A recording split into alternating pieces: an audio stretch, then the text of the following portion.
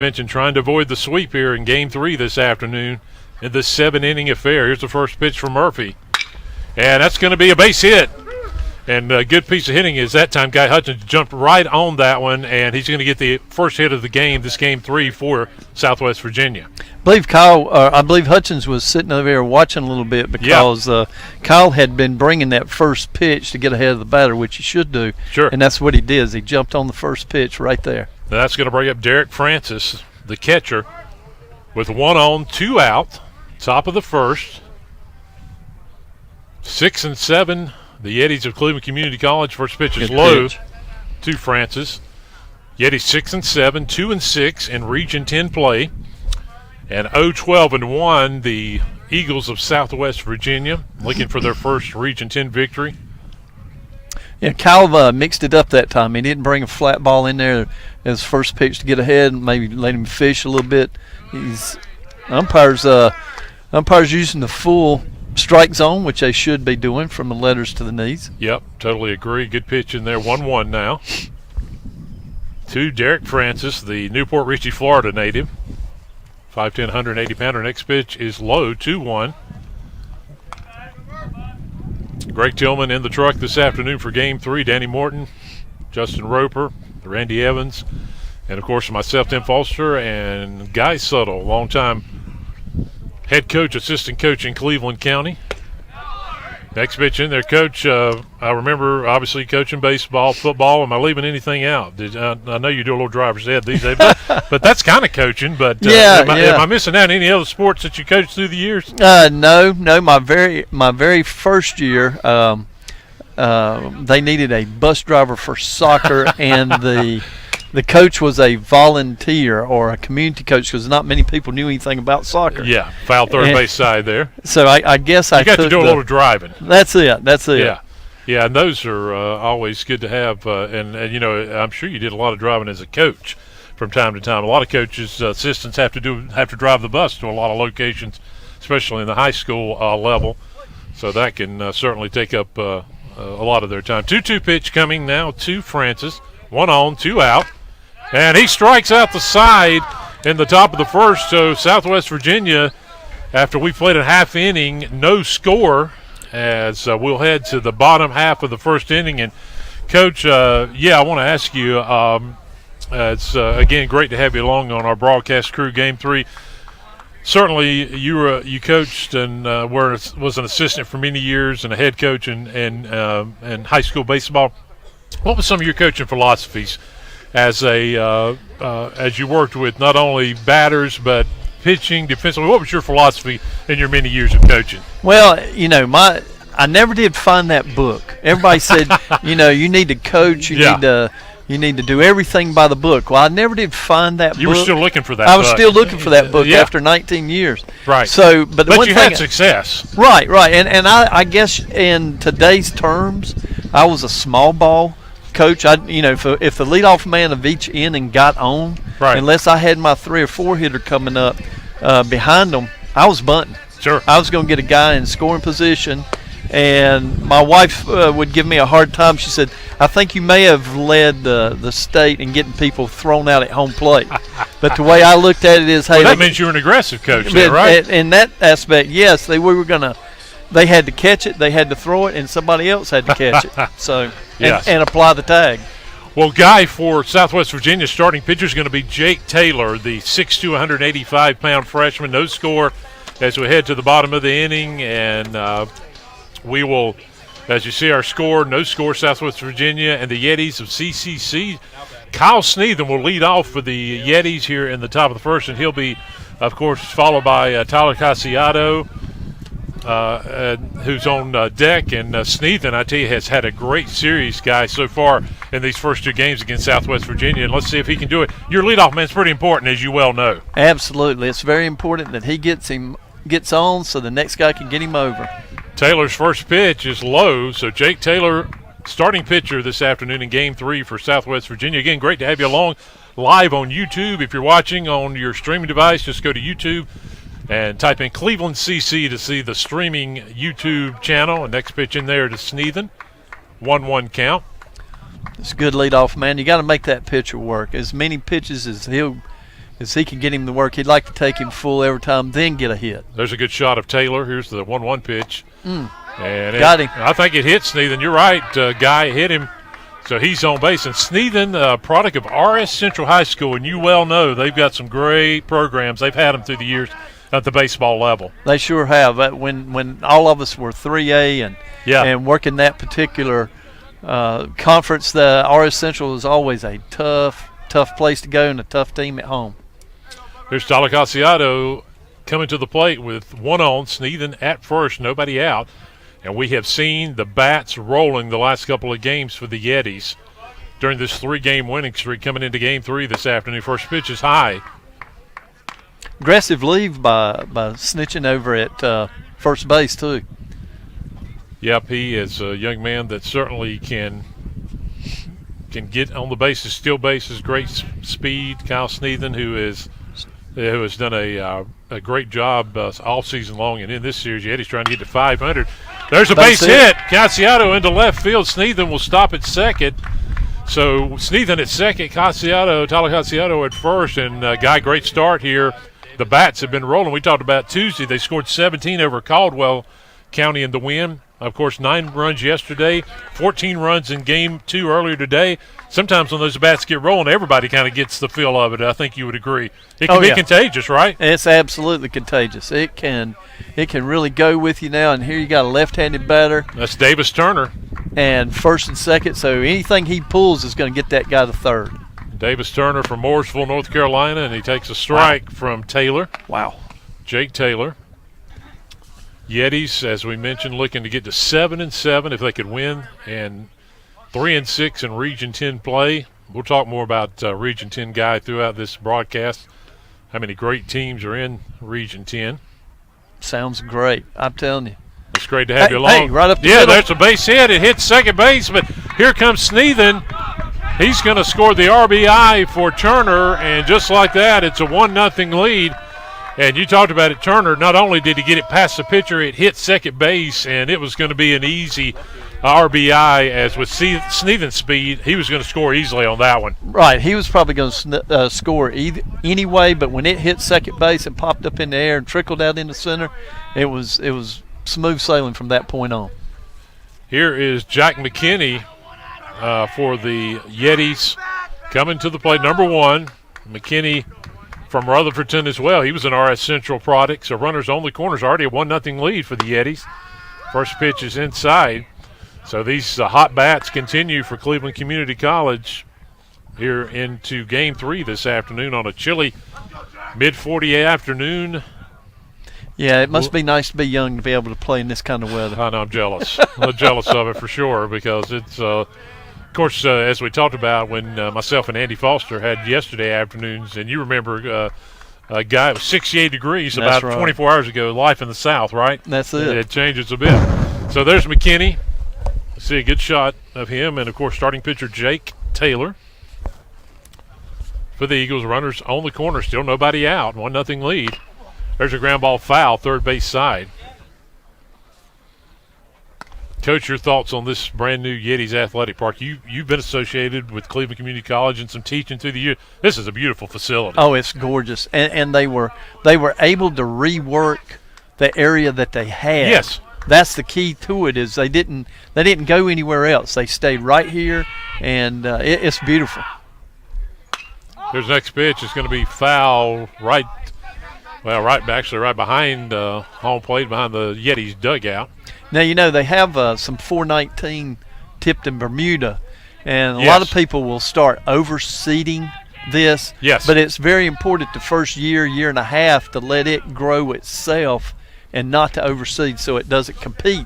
So it may be a dormant state right now, but in the future – I feel confident they're going to oversee. Well, a year from now it'll be green this That's time right. of year. Yeah, That's right. We talked to Coach Tyler Dawson about that, and certainly will. But certainly a beautiful facility as McKinney fouled that last pitch off. So 2-2 count now to Jack McKinney, the 6'2", 180-pounder out of Rutherfordton. Runners on the corners, already a 1-0 lead for the Yetis, and that pitch is low. Good stop. I tell you one thing I've always thought about catching guy, and you know as a coach, that is a tough position to play. No, you can leave. It's brutal. Oh, yeah, you can leave here and have bruises everywhere. And we'll have called a good game. Yes. And have the bruises to prove it. No doubt about it. And next Good pitch eye. is high, and the bases are loaded. That's been a problem in this weekend series for Southwest Virginia. They have had bases loaded of Yetis a good bit of the series. And Janelle Baroa, who started game 2, is at the plate with the bases loaded and really got a chance for the Yetis to open this thing up here early in game 3. You sure do. I mean, it doesn't take much, and the floodgates will open right here. Nowhere to put Baroa as the first pitch is high from Jake Taylor. It's hard to be patient in this situation, but if Daniel will be patient right here, he could drive in a bunch of runs. Janelle Baroa, number 6. You see the Yetis in their blue jerseys, white numerals, and it's 2-0 as Guy Suttle just mentioned to our viewers the importance of being patient and nowhere to put him. Yetis could, we saw them open things up in game 2 in the 5th and 6th inning when they won that game 14-5 earlier this afternoon. Here comes the 2-0 pitch. And this one's going to be foul. Is there going to be a shot here? One thing about we have talked about, you run out of space pretty quick on that right field side guy down first base. So you're not going to have quite as many chances at foul balls in those situations. Right, but it is a ballpark that can get them ready for the next level, and sure. These are community college guys, so they're planning on moving up to a 4-year college. A lot of these ballparks are tight like this because they want as many fan seats as they can get. So you got that right. Even playing in this small foul territory can get them ready for the next level. 3-1 pitch, nowhere to put him. And he's going to walk in a run. It's 2-0 Yetis now on the walk to Baroa. Cleveland Community College off to a great start again here in game 3. And here is Caleb Adair from Athens, Georgia. They're still celebrating that national championship in Athens, guy. Yeah, they sure are. My wife's, of course, a big Georgia fan. They'll be celebrating that for a long time, I have a feeling. Here's Adair. Bases loaded, still nobody out. And the Yetis already 2 on the board here in the bottom of the first. Well, that's probably not the way Coach thought his number 4 batter would get an RBI, but we'll take him any way he can get him on the walk. You got that right. There's the 1-0 pitch, and it's low. And Taylor having some control issues here in the bottom half of the first. The Yetis, as we said, looking to sweep this series this weekend. Just the second regular season series here at Yetis Athletic Park. Good eye. Next pitch is up, and well, he's definitely waiting on his pitch. I mean, we used to talk about a little bitty box. Anytime that bases are loaded, runners in scoring position, we want a small area that we're looking for the ball to be into. Next pitch is in there. Good pitch from Taylor. To Caleb Adair. Good shot of Adair and Taylor on your screen. You're watching off your phone, at home, off your computer device. Oh, we tried to bend that one on him. Inside, and I think we got a full count. Yes. Yep, full count, and he tried to throw him a little curveball right there, and it just stayed in on him. Already a 2-0 Yetis lead. Bases loaded, nobody out, bottom of the first. Jake really wanted that pitch. Yes, he did. He needed it. Didn't get the call. Next pitch, and just got a piece of it. Fouls it off, and it'll stay a full count. There you see our score. Bottom of the first, 2-0. Cleveland Community College over Southwest Virginia from Cedar Ridge, Virginia is where the Southwest Virginia Community College is located. That's a beautiful part of the country, too. It is. It is. I know they're in short sleeves out here. They probably feel like it's great. And fouled off again, Adair. Good battle going on between Taylor and Adair here in the bottom of the first.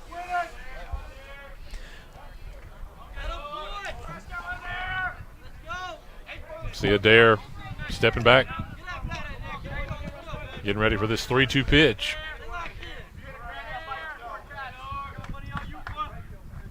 And he hits it hard. It's going to be deep left. enough. Yeah, he's going to tag. Runner's going to tag. It's caught. Here comes the runner.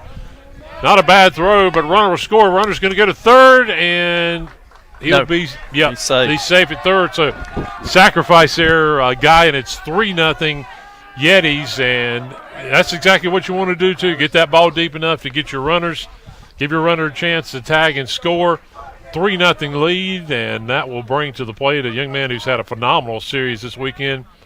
That's Kyrus Dawson. Dawson, Guy, back on yesterday afternoon, stole 4 bases. He scored 3 runs in Game 2 earlier this afternoon. He's just a young man that's very good when he gets on the bases and got a great bat. I tell you what, there's no substitute for speed. We had a young man several years ago known in Cleveland County very well, Norris Hopper. Yeah, he's pretty good. Yeah, he's pretty good. Played it in the majors for a couple of years, and speed was his number 1 weapon. And swinging a miss to Dawson on that. Yeah, and it's good, as scary and as good as he was on the baseball field, he was about as scary, even more on the football field as well. If a lot of people remember, part of some great teams, I think, for Coach Taylor. One of them went to a state championship game back in the 90s. That was 97, and got beat by Clinton, the Dark Horses. Willie Parker was on that team who went and played in the pros. He was pretty good, too. Guy. Yes, he was. He made a lot of money. Yes, he did. Yes, he did. And, of course, Norris went on to play some Major League Ball, did he not? He for did. A short stint. He did. He played for Cincinnati Reds and led the majors one complete season, led the majors in bunt singles. Wow, that's an interesting stat. Yeah, here's the next pitch to Dawson. It's low by Taylor. Curveball's just missing, and Jake really wants that pitch bad. Yeah, he was a special player on the gridiron and on the baseball field. Here's the next pitch from Taylor. 1 out, runner second and third, already a 3-0 lead for the Yetis. And it's low to Kyrus Dawson, who, as we mentioned, having a great season for the Yetis. 6-7 coming into Game 3 this afternoon on the season.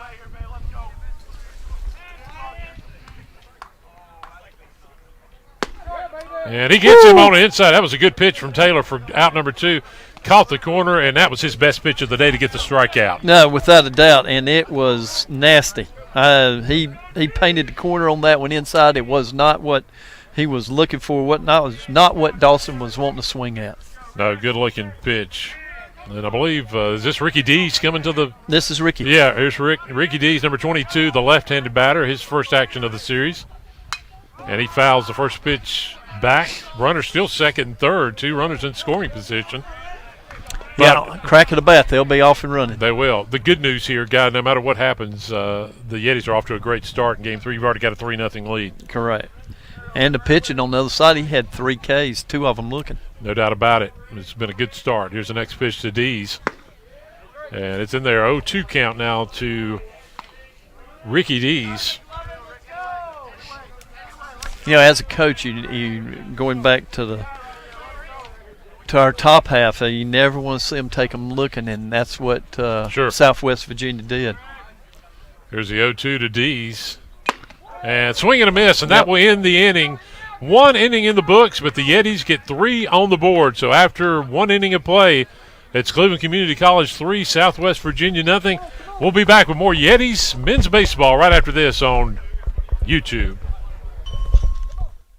I've seen too many women with breast cancer who could have avoided extensive treatment or even death had they gotten an annual mammogram. If you're 40 or older, get a mammogram every year. To find an accredited center, visit mammography-saves-lives.org. The Foothills Public Shooting Complex of Cleveland County spans over 85 acres and is considered the largest public outdoor shooting complex in the Southeast. The shooting complex offers a family-friendly environment for the public to enjoy the sport of shooting, and safety is and always will be our highest priority. Whether you enjoy shooting on a 250-yard rifle range or a 50-yard pistol range, skeet and trap, archery, or 3D archery, you can find it all at the Foothills Public Shooting Complex of Cleveland County. What's up, guys? Luke Combs here. North Carolina has a major problem with litter on our roadways. We all have to do our part to clean up this mess. And just remember, trash belongs in a can, not on our roads. Don't trash North Carolina. Welcome back live to Yetis Athletic Park and live on YouTube, the ClevelandCC streaming page. Tim Foster, Guy Suttle, 1 inning in the books. And the Yetis already in control, a 3-0 lead in Game 3 over Southwest Virginia. Great to have you along this afternoon on a chilly afternoon. There you see our score, 3-0. And Coach Suttle, I'll tell you, a big story. Yetis not only did it with their bats in the bottom of the first, but you talked about it. It was certainly a great start by Kyle Murphy. 3 strikeouts in that top of the first as he's back on the mound. Yeah, he must have had them completely fooled in the top of the first because the first 2 batters were looking. I mean, they were struck out looking. The third, last out of the inning was he swung and missed, but the first 2 they were looking. So it was not a pitch that they were expecting. It's the reason that they were probably taking on that. Here's Jordan Mize. It's going to lead off, number 22, Jordan Mize, the 6'4", 200-pounder from West Virginia, to lead off at the plate for Southwest Virginia here in the top half of the second. First pitch is fouled behind the dugouts, and on deck is Grayson Capel, the catcher for the Eagles, the Flying Eagles of Southwest Virginia. Big hello to all of our viewers up in Virginia watching this afternoon.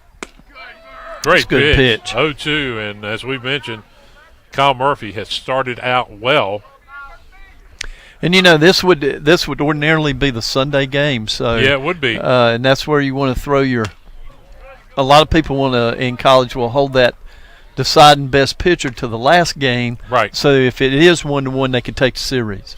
Yeah, and I guess that was one of the toughest things when you were a high school head coach is when you got in the playoffs thinking about, if we win this one, what do I do in the second round, third round, fourth round, as the next pitch is just missed and beyond, because obviously, when you get to that championship round, it's a 2 out of 3 series in high school, Coach. So that was one thing you always had to be thinking ahead, I would assume, with your pitching staff. Oh, yeah, it was all, in 01, it kind of lined up for us in that it was able to line up for us because we started Brody Taylor in first round, had Trey Bridges in the second round. Yeah, those were pretty good pitchers, by the way. And really good. One went to Tennessee, one went to East Carolina. So just got a piece there to stay alive is Mize. So it's going to be a 2-2 count. Yes, you're right, Guy. Those, a couple of guys that went on to play big-time baseball, some of the greats. Yeah, we had it was fortunate in how it lined up. We didn't have any bad weather. Never got backed up, so that's a blessing. We just rotated it back and forth each time. Yeah, full count now to Mize, as we saw Murphy just roll through the first. Now he's got a full count to Jordan Mize, and another. He's got to go to first or tag him. Yeah, but he's going to tag him. So 4 batters, 4 strikeouts for Murphy, Kyle Murphy, and that's going to bring up number 16, Grayson Capel, from Villa Hill, Kentucky native, with 1 down in the top of the second. Looking forward to having, as we head to the bottom of the second, Cleveland Community College president Dr. Jason Hurst joining us. First pitch to Capel is in there for a strike. This is their catcher, is that correct? I believe it is. Yep. So 0-1. There's a great shot of Murphy, Kyle Murphy, starting pitcher for the Yetis. Next pitch inside, 1-1 now to Capel. Yeah, that's where his catcher wanted him to put it, and he did. Kyle has got really good control today.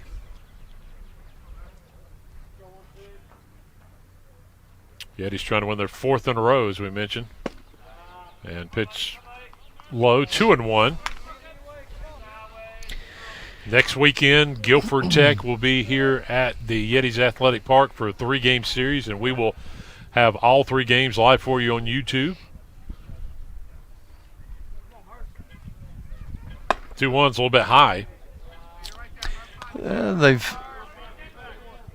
become just a little more patient with Kyle Murphy, and his pitch count has gone up a little bit here in a second, but he's still getting them out. Right there. Swing and a miss, 3-2. Cody DeBoer is on deck, the freshman. So full count, as Southwest Virginia has yet to have a base runner on. Here's a 3-2. Oh, and that's he gets right him. There's a 5th strikeout, and Murphy is on fire. He has struck out the first 5 Eagles that he's seen here in Game 3.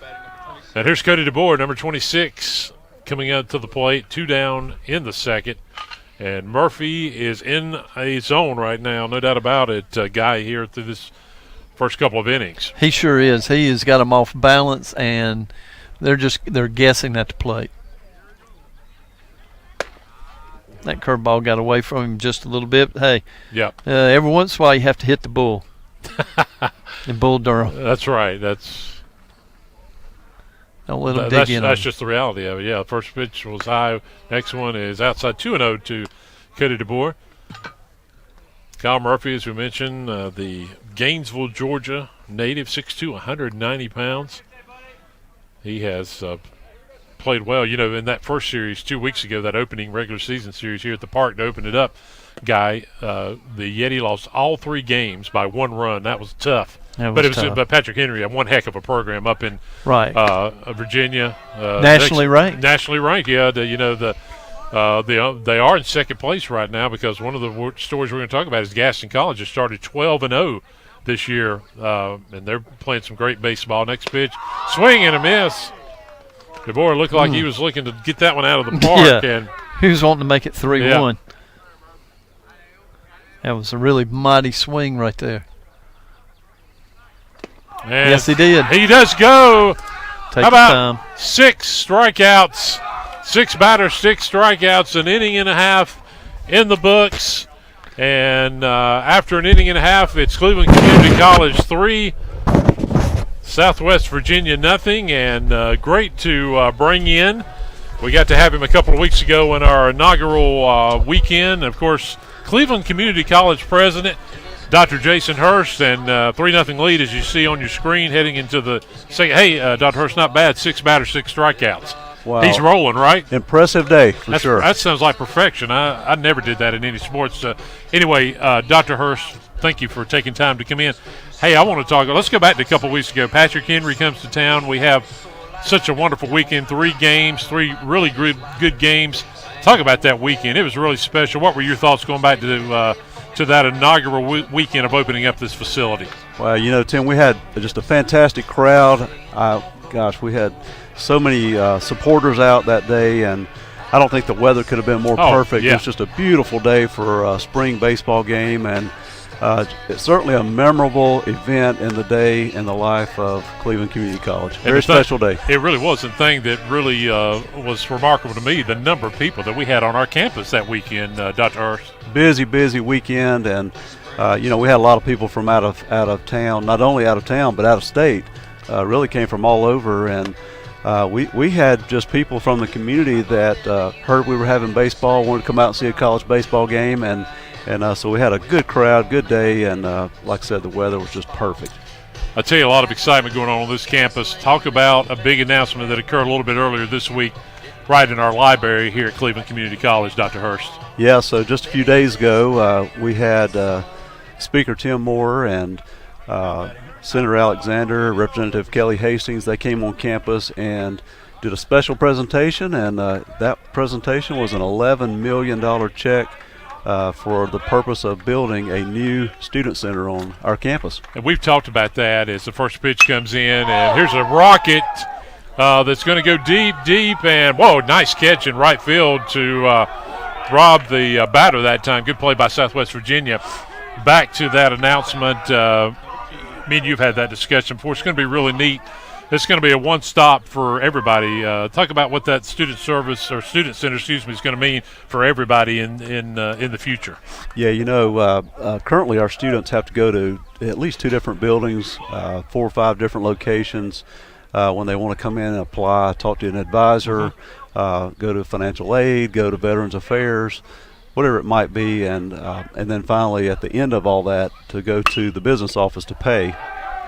Yeah, they're sneezing and a quick out, 2 quick outs here. Yeah, continue on, Dr. Hurst. And so what this facility will do, it'll pull all of those services together so that our students go to one place. It's a one-stop shop. They can find out everything they want to find out regarding our programs, talking with advisors, sign up, pay their tuition. Everything is done in one location, and very, very student-friendly, and something needed on our campus. Groundbreaking, you were talking about maybe late this year, but more likely 2023. Is that correct? Yeah, we're hoping, it'd be a real bonus for us if we could break ground sometime in 22, but it's likely to be January, February of next year. A lot of people have asked me, where will this be on the campus, location-wise? Yeah, so we're looking at site locations now, and we had Holland Hamrick out this past week looking at some potential sites. Our 10-year facility master plan has this. And there's Casiato. That's going to end the inning, and we'll stay right here with Dr. Hurst. So we are 2 in the books, and it's still a 3-0 lead. And continue on, Dr. Hurst, with the location of the new Student Center. Yeah, so it's likely to be adjacent to our new Advanced Technology Center. There's a beautiful corridor there that will connect up that facility, and that's primarily what we're looking at. But this is really in the heart of the campus, and where it'll bring our students together in that location. So that's what we're primarily looking at this point. That advanced manufacturing building literally right behind us here. I see tremendous amounts of work done. Summer of this year, I'm hearing rumors now that we may get a little occupancy okay on that. What are your thoughts on that? The Advanced Technology Center? Yeah, the Advanced Technology Center right behind us here, yes. Yeah, so that project has been a long time coming, and man, it's beautiful. I actually toured it last week. Okay. And it's really coming along, and the completion date is scheduled for June the 12th. They're running a little bit behind schedule, so we're optimistic they'll be finished and we can move in beginning July 1st. That's exciting. Hey, what about the Yetis, Coach, if they can hold on here and win 4 consecutive wins for Coach Dawson? A lot of excitement. This has been a great weekend so far here in our second weekend. No doubt about it. Coach Dawson's awesome. He's done a great job. Our players are playing very, very well, and I'm excited about where they're headed and what's going on, and love Yeti baseball. And you can't beat a little Metallica playing here. I know one of our favorite bands, right? No, yeah, absolutely. Coach, Dr. Hurst, thanks for stopping by, giving us an update. And I tell you, I'll just end it by saying, boy, we've a lot going on this campus that folks haven't been on in a while. Talk a little bit about that. Yeah, so many things are occurring, and just adjacent to this ball field, we have the softball field that's under construction, and it looks like a big lake's being dug over there right now. Yeah, it is, but it's going to be beautiful here in a few months. It really is. It really is, and so we're hoping to have that field finished for our brand new students that will be coming in for fall. Dr. Hurst, thanks so much for stopping in. Thank you, Tim. Yeah, thanks for your time. Yes, Dr. sir. Jason Hurst, Cleveland Community College president, as we head to the top of the third inning. Appreciate him taking time to stop by. 3-0 lead for the Yetis over Southwest Virginia, and it's Alex Odo leading off here in the top half of the third. A 3-0 lead, and as we bring Coach Guy Suttle back in, Guy, the good news for Southwest Virginia in that bottom of second, if a fairly quick inning, they didn't give any more runs up, but now they've got to find a way to start getting some runs on the board themselves. They sure are. The only Hutchins is the only one that has a base hit, or Kyle would be pitching a no-hitter right here, and he's got, out of the 7 batters he's faced, he's got I've got down 6 Ks. Yeah, I said he's 6 strikeouts, but he did have the hit. And there's a number 7 right there. Is Odo, number 24, Alex Odo goes down. That's going to bring up Brody Canton, Guy, and so 1 down. He has struck out 7 of the 8 batters he's faced. Is that correct? That is correct. So, and Hutchins had the base hit, and it was a solid base hit. It's not anything scoring there that needs to be reviewed, but yes, it was good job right there by Kyle. So here's Brady Canton, the Berryville, Virginia native, 6'5", 225 actually is his weight. 1 down, number 21, Brody Canton. And what a start, as we have mentioned, by Kyle Murphy. Another strike. He struck out 7 batters already as we are in the top half of the third inning. Great to have Cleveland Community College president Dr. Jason Hurst. What an amazing job he has done here at Cleveland Community College over the last 4 years. Next pitch in there, and there's number 8. 8 strikeouts for Kyle Murphy. He is on it. He is rolling, and that will bring to the plate Ian Perkins, who is the leadoff batter, and I believe he went down. You know, the good news is when you're keeping tabs on strikeouts and everything. Pretty easy when everyone is a strikeout so far, Guy. That sure is. It's made the scoring very, very easy on this deal so far. Of course, obviously, Perkins struck out back in the first inning. 2 down, top of the third, swing and a miss, and he went down looking in the top of the first. So yeah. we're this is going to be the second time through. We'll see what adjustments they make. Murphy, looking for his ninth strikeout, and he just missed outside. Top of the third, Yetis lead 3-0, but the big story, Kyle Murphy is rolling. 8 strikeouts. 8 of his first 9 batters, he struck out 8 as that pitch is low and in the dirt. 2-2 count now to Ian Perkins. And it's one thing when you've lost the first 2 in this series, and then you see a guy that's throwing like this, a little disheartening. Just a little. They're gonna want to start warming up the bus here a little early. Here's the 2-2 pitch for Murphy, and it looked like he might have went around. He did. There's a 9th strikeout, and there is a 9th strikeout in 10 batters that Kyle Murphy has faced to end the top of the third. We head to the bottom half of the third. It is a 3-0 Cleveland Community College Yetis lead. And, boy, Murphy is on fire so far. It's going to be interesting to see how many he can get in this 7th inning game. All right, Guy, let me take you back a little bit back in time. Let's go back to May 2001. That's when you won that's the last state championship for a Cleveland County high school in baseball. Shelby, you beat Green Central. What do you remember about that team, that series? You kind of touched on it a little bit. What do you remember about that whole year leading up to that state championship game and that ultimately that state championship for Shelby? Oh, it was just a remarkable year anyway. With those guys, there were 8 seniors and 1 junior. Wow. And they had played together forever. And so many things happened that season, and it was just routine. We had a perfect game. Brody Taylor pitched a perfect game that year against Bessemer City. I forgot about that, yeah. And we were sitting there in the dugout, and I'm like, guys, this is a perfect game. And they kind of shrugged their shoulders and said, well, we've been part of Brody pitching 3 of these. Yeah. Either in Little League or middle school or whatever. That was his third one. Yeah. As far as pitching a perfect game. Did the team's mentality change any? Did you see any nerves when you got to that state championship series with Green Central that weekend? They were very confident going into that weekend, and we won the first game. Okay. And by winning the first game, it really took a lot of pressure off. Probably with a couple of extra base hits, probably should have taken that series in 2, but went into a barn burner. And there's Davis Turner leading off. Keep going. Went into a barn burner in the third game. They had first and third. Yeah, and this game would decide the whole thing, right? Right. It was 1 out. It was bottom of the 7th. Brody Taylor was on his last inning that he could pitch, and they got their best hitter coming to the plate, a left-hander, Sutton.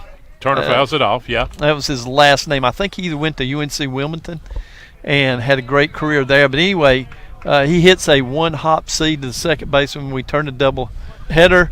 Double play. And your state champions. And your state champions. And there's Turner who fouls it off 0-2 right behind home plate. And there's lots of accolades and things like this that are going on right after the game. The MVP of the series, all the hoopla that needed to go with it. And I saw your dad, who was sitting down the first base line. He called that game that day, yes. And I asked him, I said, how close was it on the double play? He had him by a mile. Sounds like a home broadcaster. Turner pops it up first base side, and the first baseman, well, it looks like, it's going to be brought in that time by shortstop, and so 1 down. And so the good news, even though that Southwest Virginia guy's down 3-0, Taylor seems to be settling down a little bit on the mound. Yes. Problem is, across the other way, we have seen just an unbelievable start by Kyle Murphy, who struck out the first 9 of the first 10 batters he's seen for Southwest Virginia here in Game 3. So that's going to bring up to the plate Jack McKinney with 1 down, bottom of the third. First pitch is a strike from Taylor, swing and a miss. 3-0 lead for the Yetis, bottom of the third. But there were, Tim, a couple other things on that 0-1. Cherville won the state championship that year also. Yes, they did. I forgot about that. Next pitch is a good one to McKinney, 0-2. That's right. You had a couple of teams. You had a Gaston County and a Cleveland County team win a state title that weekend. We're actually in the same conference. That's right. We're in the same setup that they have right now at Shelby with a 1A, 2A split. Did it surprise you that Cherville won that state title? You'd seen them in the regular season. I remember that team was loaded as well. Yeah, we had played them in the conference tournament championship, and Richmond Lutz had a walk-off home run. Wow. Yeah. And it was a 1-0 game. We played 7 innings in about an Great hour. pitch. In about an hour and 20 minutes. Yeah, wow. Taylor gets a strikeout. Caught looking that time was McKinney. 2 down. Bottom of the third. And here's Janelle Baroa coming to the plate with 2 down. Also, Burns went to the 4th round that year in 0-1. So you had 3 teams that advanced. 2 of them to the state championship, 1 within a couple outs of going to the state championship within 10 miles of each other. That's pretty remarkable. Yeah, that is remarkable. Going back now almost 21 years. Baroa, first pitch was a ball. Second at bat for Chanel Baroa this afternoon in Game 3. Next pitch is fouled off. Yetis trying to win their 4th consecutive game this week and get to 500 overall in the season. Tim Foster, Guy Sutter with you live on YouTube or the rebroadcast on C19 TV. So great to have you with us this afternoon. Oh. And this is going to go up. And the first baseman this time, Guy will have the play to end the third. 3 innings in the books. The Yetis in control. They lead at 3-0. You're watching CCC Men's Yeti Baseball live on YouTube and the rebroadcast on C19 TV.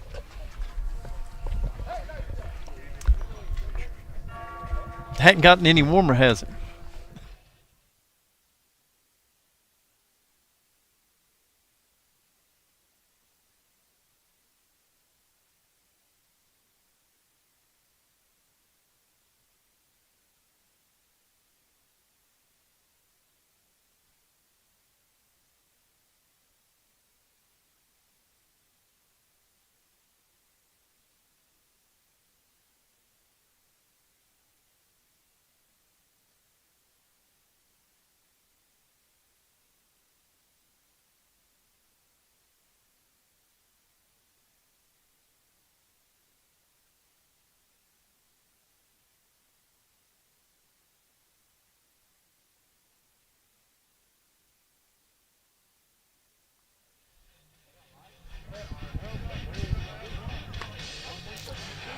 Well, you see a great shot of the Yetis Athletic Park. 3 innings in the books, and Cleveland Community College leads Southwest Virginia in Game 3, 3-0. Tim Foster, Guy Suttle with you.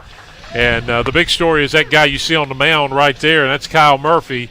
He's faced 10 batters, and Guy, he struck out 9 of those batters, and he's really rolling. We've seen Southwest Virginia defensively make some start to get confidence themselves, but it may not matter the way Murphy's pitching here so far. That's right. I'm not sure what Coach Dawson's got, what leash he's got him on as far as his pitch count. His pitch count is very small.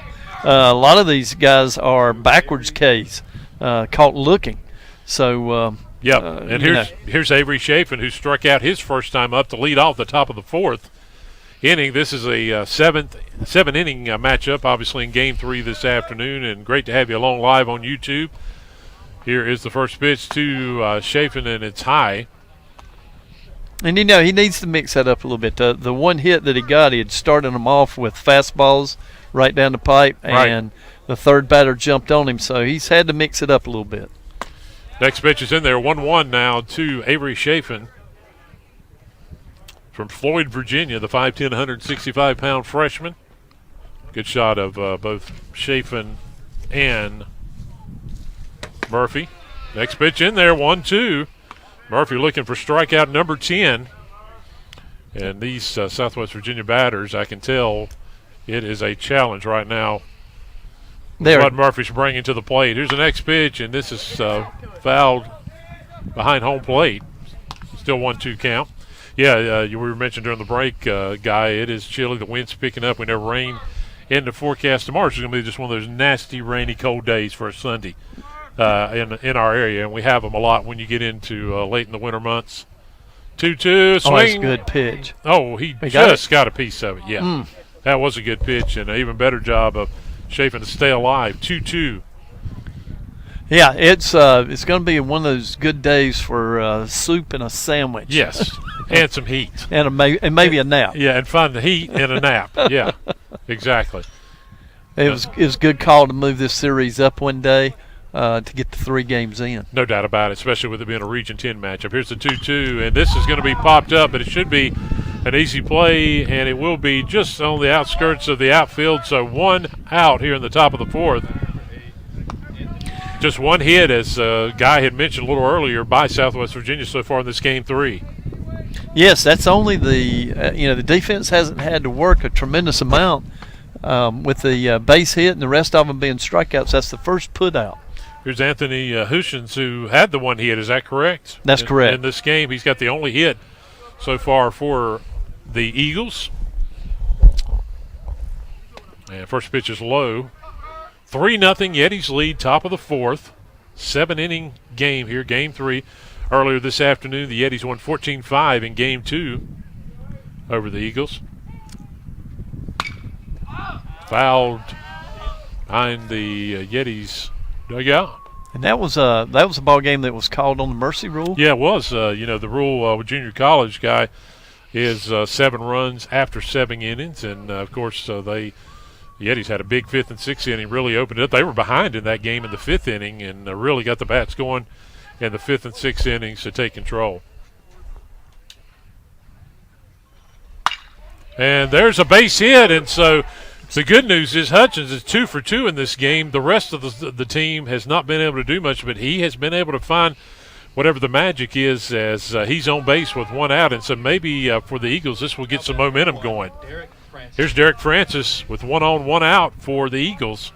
There's a good shot of Hutchins, who's had a solid game 3, 2 for 2 in this ball game. So here's Derek Francis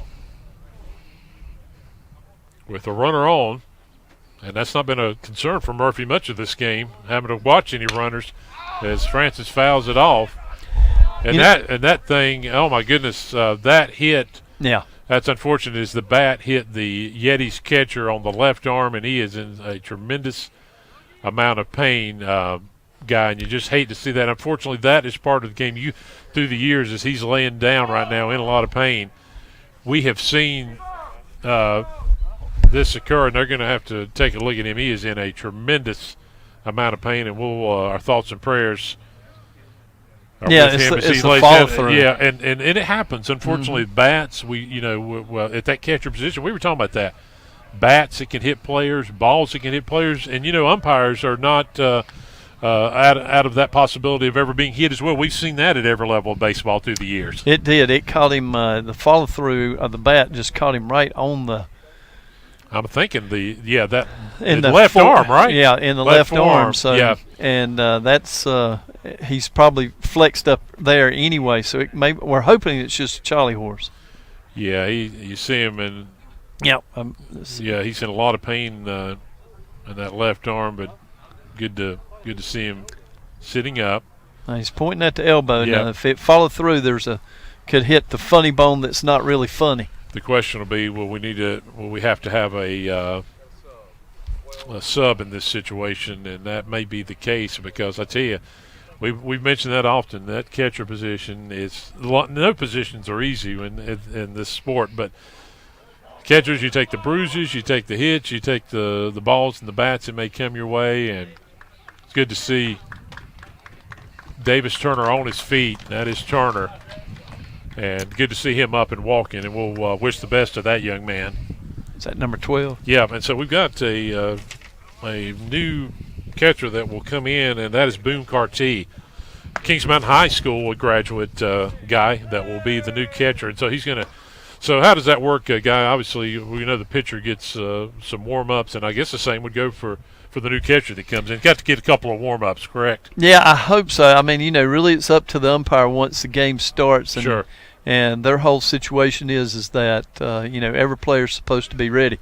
But sure. On a cold day like today, he only gave him just a couple. Gave him 1 or 2, yeah, so that's good. So Francis will come back to the plate. Great to have you along for Yetis Baseball right here. Of course, a production of Cleveland Community College.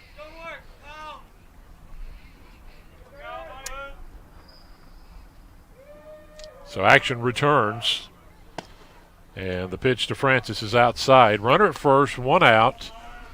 So now Boone Carty into the catcher position after Davis Turner was injured as that bat hit him on the elbow. Yeah, and it may take Kyle a second or two to get used to it. Yeah, I was going to say, as this one has popped up, will it stay fair? Looks like it's going to. Right around first base, and the play is made at first, second out.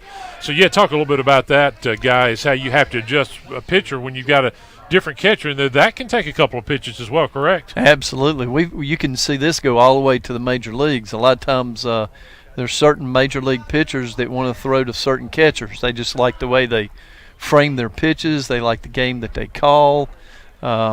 You see this with the Braves when they had all their great pitchers. There were certain catchers that they loved working with the most. They wanted that catcher when they pitched, obviously. 2 outs, and, of course, now at the plate is Jordan Mize, and he swings and misses, so 0-1 count. 2 outs, runner at first. Top of the fourth, 3-0 Yetis lead over Southwest Virginia. Hutchins is still over at first base. That is correct. 9 strikeouts so far. As this one's hit out into center, but it should be a nice play, and it is to end the top of the fourth. So 3.5 in the books, and the Yetis hold on to their 3-0 lead over the Eagles of Southwest Virginia. Tim Foster, of course, as we mentioned, and Guy Suttle. And, of course, as you see our score going into the bottom of the fourth, 3-0 Yetis lead. Speaking of Major League Baseball, Guy, I got to ask you, unfortunately, we're looking at maybe a shortened Major League Baseball season if things are not able to be worked out. Last time this happened in the 1990s, a lot of fans, it took them a while to come back. What's some of your views about this? We're coming off that Braves World Series. Right. But it's a little frustrating as a fan. How do you see this thing turning out? Are we looking at a possibly shortened season coming up? They've got to get something decided. I think Monday is what the owners have said. If we got to have something in place by Monday, it's a shame because Atlanta is still considered a little bit of America's team. Right. When Ted Turner owned them and the TBS was showing every game from coast to coast. Everybody got to see the Braves play. So. That is still there, and it's exciting. If you remember going all the way back to the COVID year of 2020. Yes. NASCAR was first to come back, and then baseball. Baseball was and second, so you're right. People got so engaged with baseball in a 60-game season, and they had been locked down for so long that it was really exciting. And I hate to see this happen because the excitement that was in baseball, fans will find something else to do. They'll find something. There's a spring football league, XFL, that's coming back. Well, and I'm just thinking the Major League ratings were as high as they'd been. There had been a lot of excitement. As you talked about, a lot of people watching baseball when they were not able to be out of their homes in a shortened season. And some of that momentum could really change if this was to occur because the fans are going to see it as, greedy players, let's be honest, greedy owners. And it could really hurt the sport going forward. I think you would agree. I do agree, and that's the reason that, I think it's so important that they come to terms as fast as they can. If it's at the 11th hour on Monday, let's get it done. Yep. All right, we head to the bottom half of the fourth inning, and leading off is going to be Caleb Adair for the Yetis with a 3-0 lead. And Adair's looking to bunt, but it goes foul. Yetis in control of this game, and a big part of that, as we talked about, of course, is starting pitcher Kyle Murphy, who's already struck out 9 batters and given up just 2 hits. That last inning was 3 pop-ups. Yes. And that was the first time he had not struck out a batter. Yeah. Along with the Hutchins hit. Right. Yeah, along with Hutchins hit. Yeah, but the 3 outs, as you mentioned, Guy, the 3 pop-ups. Swing and a miss, 0-2 count to Caleb Adair. He's letting the defense earn their spot today. Yes, no doubt about it. Taylor has calmed down, though. After that first inning, he has settled on the mound, and he's pitching pretty well. There you see Jake Taylor, starting pitcher. Here's the next pitch, and it's going to be popped up and fouled behind the dugout up on the in the field house area. A lot of VIP, the VIP section up there. Guy, have you checked that out up to the right there? I did, because they have heat. Yeah, and you know, They have heat. Chris Nanny's up there quite often. I don't know if you're our athletic director, and that's because they've got heat. Yeah, That's I right. think you said it perfectly. Oh, that's good. Yeah, that's pitch. in there, and Taylor That's gets a good pitch. strikeout on a dare and 1 out here in the bottom half of the fourth. Great pitch, as Coach Suttle just mentioned there, to get the first out, and that's going to bring up Tyrus Dawson with 1 out. Yeah, Tyrus had a good at bat last time. Took it full count, so he saw a lot of pitches. And, yes, we just need to see if he can get through on this one. he's had a great series this weekend, as we mentioned. Stole 4 bases yesterday afternoon in Game 1. Here's the first pitch to Dawson, and it's low. Our next broadcast will be next Saturday at noon. It's scheduled for noon with Guilford Tech coming to town for a 3-game set. We'll be on a little before noon for Game 1 of that series. Swing and a miss, and it's 1-1. Started him off with a curveball, Tim, and then came back with high heat, and Tyrus saw it so well he just swung at it. Yep. Good combination. Yeah, big thanks in the truck to our good friend Justin Roper. To remember that next week, the Alumni Association, it will be Alumni Association weekend. You can get in to all 3 games next weekend, I believe, for that. And so the Alumni, and it's a base hit, as Dawson is going to be on again. He gets a hit out into right field. So 1 on, 1 out here in the bottom of the fourth. So all the Alumni weekend, anybody that has been an alumni of Cleveland Community College, such as myself, such as Justin Roper, we're fortunate enough to both work here at Cleveland Community College, but we're alumni as well. So 1 on, 1 out. It's Ricky Dees, right? Ricky Dees is the left-handed batter at the plate. Let's see if Dees can try to get some more insurance here for the Yetis. There's a good shot of Ricky. This puts Jake Taylor back in the stretch. We hadn't seen him in the stretch in a couple innings. Yes, fouled off first pitch from Dees. We'll have 2 games next Saturday for you against Guilford Tech in that series, and then Game 3 will be next Sunday afternoon. And, of course, subject to change always with weather conditions, but the weather not looking too bad as of now. We'll hope it'll stay that way for next weekend to kick off the, hard to believe, guy, the first, as a throwback to first, he's in there. We're already talking about the first weekend of March. Oh, I know. Isn't that crazy? It is crazy, and I'm already looking at the calendar. The next weekend, the weekend of the 13th, they're going to change the time. I know, and that's going to throw everybody off a little bit. But we'll have a longer day. That's right. As far as daylight. That's right. You and I both get up in the dark, so yes, we do. It might as well get the extra time in the evening. I'm excited about that, at least. That's right. Throw back to first, safe again. And Dawson is certainly loves to steal bases. He has stolen a lot of them already in this 2022 season for the Yetis. And, that helps the hitter. No doubt. They're not going to throw a breaking ball. They're not going to throw a changeup usually. You got that right. That's it always is an advantage to the guy behind it. There goes Dawson, and the throw's going to go out into center field, and Kyrus is going to get to third base. And they're going to – I think there's an argument that he didn't touch the base. Trying to see what's the situation here. The umpire's good. I mean, the umpire's saying safe. He's saying safe. So I think there was some discussion that he never tagged the base. And, of course, Southwest Virginia may have wanted to kind of put that in the mind of the umpire. He saw it. He said it was good the whole way. Hey, you always give it a shot, right? That's you never right. know. That's right. So Dawson's at third now with 1 out, and D's still at the plate. He's sitting dead red on something he can pull because that will definitely score him from third. The ball hit on the right side. Yeah, but the Yetis could possibly be looking at their 4th run of this game. Here comes the pitch from Taylor, and it's high to Dees.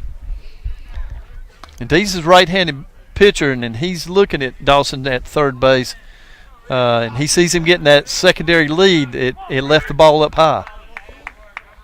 Good shot of Ricky Dees, the left-handed Yeti batter. Here comes the pitch from Taylor. And it's high again to Dees.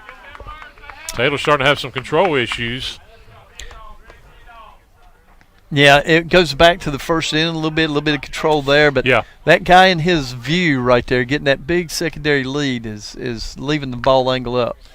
You love to have those kind of players. I know you've had a few through the years when you coached, and I know Coach Tyler Dawson loves to have a guy like Kyrus Dawson on his squad because he just he's dangerous at any base, basically. That's right. And it's low, and I think we got a full count now to D's. Good stop that time as well. Yeah, got up into the chest protector. Yeah. Ball actually stuck in there. And again, we talk about the life of a catcher. It is not easy. We've seen that here in Game 3 this afternoon. Here's a pitch to Dees, and it's outside. Dees is going to walk, and he did a good job of coming back. He was down 0-2 guy, and he gets 4 straight balls, and he is at first. So runners first and third now for the Yetis. Yes, that was good at bat. He battled his way back into the count, got a good hitter's count. And also, with his teammate at third base and a fast runner, it just got into Taylor's head just a little bit. And I believe this is Aiden Roberson is going to be at the plate for the Yetis, number 19. And here's the throw down to second. And he's going to go out in center field, and that's going to score a run. Dawson will score. Dees is going to go to third, and so that ended up being a dangerous throw, disastrous throw, I guess, because it scores the runner. And, again, just that pressure of the runners going. You not only get a run guy, but you get that runner in Dees to third base as well. Yeah, they had a first and third situation. I'm not real sure that everyone on the infield was in the same communication of what they were going to do at first and third, because second baseman was almost like he was waiting on the shortstop to cut it. 4-0 lead now for the Yetis. And here's a hit. It's going to be down third base side. It's going to score D's. It's 5-0. Robertson's headed to second. He's going to get the double. And it is a 5-0 Yetis lead, as that will bring up number 2, shortstop, Kel Sneathan, the leadoff batter. And the Yetis are rolling here in the fourth inning, up 5-0. That was a good piece of hitting. Aiden came up the first at bat and had a long fly ball to right field. When it left the bat, it was hit hard. And that time he just took that one in left field and right down the line. So you see our score now, 5-0 Yetis over Southwest Virginia, bottom of the fourth. Here's Kel Sneathan at the plate with a runner in scoring position. Taylor's pitch is in the dirt, and good stop again.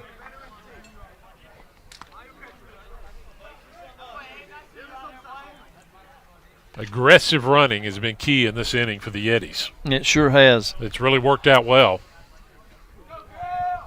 And that fifth run came with a good at bat by Ricky Dees, battling back from 0-2. Good point. Here's the pitch to Sneathan, and it's high. Kel Sneathan, as we mentioned, R.S. Central High School graduate. Rutherfordton, North Carolina native. Good shot of him there. There's Taylor on the mound, who has got himself in a hole now. The Eagles down 5-0 in the bottom of the fourth. And pitch is high. Jake, and it all goes back to getting those runners on base. It took him out of the windup and put him in the stretch, and his pitches have been up in the zone ever since. And the ones that he were able to get down were in the hit zone. Yeah, I was noticing that when he's been in the stretch this afternoon, he's really struggled.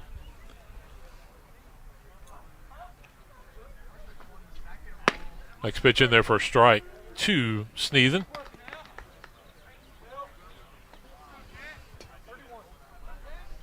Cloudy skies here at Yetis Athletic Park as we're heading into later Saturday afternoon, Game 3 of this 3-game series. Yetis looking to get the sweep. 3-1 count. Here comes the 3-1 pitch. Taylor looking at the runner. And it's high, and Sneathan will walk, so now runners first and second.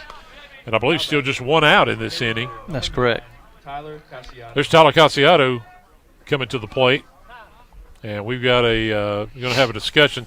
So, Guy, as the pitching coach comes out, what are you talking to Taylor about? You're in a 5-0 hole. Obviously, as you mentioned, he's struggled when he's had to be in the stretch, when he's had to pitch from in those scenarios. So, what do you think the discussion's about right now? Right now, it's just about throwing strikes. Hey, are you okay? Do you think maybe is your arm bothering you? Yeah. Is it the cold weather? Sure. Are you tightening up? Just go back to your mechanics and throw strikes, and let's play defense behind you. Yep, I think so. That's very, very important because you don't want to have any more runs added to this, because then you're starting to think about that mercy rule scenario that could come into play in a couple more innings. And you've already had a couple of games where you've gotten in a big hole, so I think that's a discussion. They're having a long discussion as well. I can't see their bullpen from our advantage right now. Right. And so he may be out there stalling a little bit of time I've noticed just to see if he could get some arms loosened up a little bit. Yeah, that was a long conversation, so that could be part of it as well. Tim Foster, Guy Subtle, great to have a guy with us on our team, a broadcast team here in 2022 of Yeti Men's Baseball. And so here's Tyler Casiato, who's coming to the plate, and he's got a chance here with one out and runners first and second to do more damage. He had a base hit in the first inning, the long fly ball in the second inning. So see what he's going to go right here. So after the infield discussion, Taylor getting ready with his first pitch to Casiato. And he goes around. Good pitch, and it's 0-1 count. Yep. Well, Tyler wanted to swing and then decided late. He would love to have that one more time. I totally agree with that. Yetis, as we mentioned, in their blue jerseys and white numerals, green trim on those numerals. Got a lot of beautiful uniforms they wore. Wore black yesterday. And that's in there 0-2 now to Casiato, who took a long look at that one. Yeah, that was a curveball he was not expecting. Yeah, we do have some action now that we've got that shot in the Eagles bullpen, and it looks like that is Christian Anderson warming up. So we may see a change here momentarily. We're going to see. Depends on what happens possibly here with Casiato. 0-2 pitch, and that one is inside 1-2. Mm-hmm. Yeah, he's almost let him off the hook right there, but he's settled down ever since the coach went out and talked to him. He's pitched really good to Tyler right now. So 1-2 pitch coming from Jake Taylor. And it's high. Yeah, curveball got away from him. It's a cold day to be throwing that. Got to talk about, especially back in your coaching days, did you prepare any differently for your games in February and March? How did you kind of come in with that philosophy? Because it can be tough. A lot of low-scoring games early in the season. Yeah. I was more of a small ball. I had a lot of close games. We did not score a tremendous amount of runs until 2000 and the 2001 season. We did score a lot of runs then. Popped up into center, or actually right fielder's going to have a shot, and the runner's going to tag. And now he's going to come back. He thought about it, and both runners will stay first and second. And so now 2 outs as Casiato pops out to right field. It's out too. And there's Boone Carty, who is going to be at the plate now. Carty, of course, took over at that catcher position, remember, after the Davis-Turner injury. So this is Carty's first at bat of the game. He came in. There you see our score, 5-0. Bottom of the 4th, 2 outs.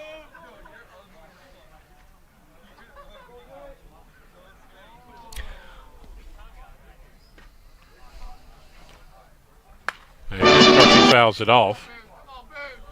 Boone Carty, Kings Mountain High School baseball product. But going back to that cold weather, if a batter fouled one off inside, especially even with, they're using more of a composite bat now. Right. But that still could sting a little bit. That hurts. You want to go in again. You want to pitch it in there again. He won't swing at it that time. That's right. He'll think about it a little bit more next time around. Here comes the 0-1 pitch to Carty. Taylor looking at the runner at second. And here it is, a base hit. It's going to go out into left field. Here comes the runner. Here's the throw to the plate, and not going to be in time. Runner is the third, and they got him at third, but Yep. I think the runner did score. He did. 6-0 through 4 innings. The Yetis in control, and we'll be back with more Men's Yetis Baseball live on YouTube and the rebroadcast on C19 TV right after this.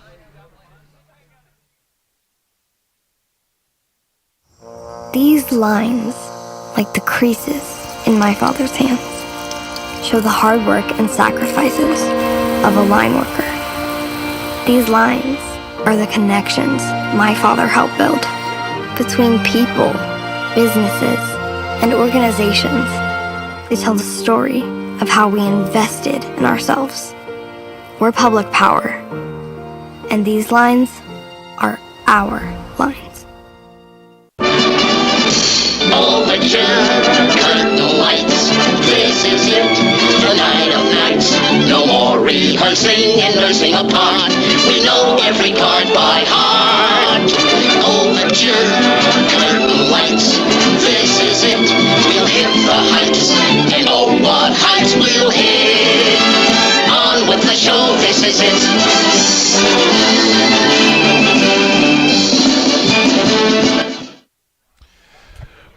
Well, we head to the top of the 5th inning as the Yetis of Cleveland Community College in control. Welcome back to Yetis Athletic Park. Tim Foster, Guy Suttle.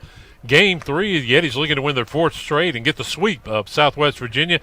And I tell you, Guy, they're certainly in position to do that as they get a couple of more runs, and they're in control here in the 5th. Yeah, yes, they are. They really took Taylor to the woodshed on that one because once he got into the stretch, his pitching changed tremendously. Yeah, it wasn't the same pitcher, really. Yeah, absolutely.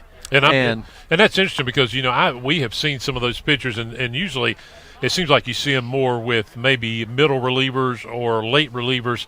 But there are a lot of pitchers, even at the major league level, they're not nearly as good when they're in the stretch when runners are on base as they are, when they just come in there and you got a couple run lead. Pressure gets to you pretty quickly. And it's always a double-edged sword because a lot of them lose so much velocity on their fastball when they go into the stretch. Right. They want to throw more breaking balls and change-ups. Well, when you're in the stretch throwing breaking balls and change-ups, you got runners on base.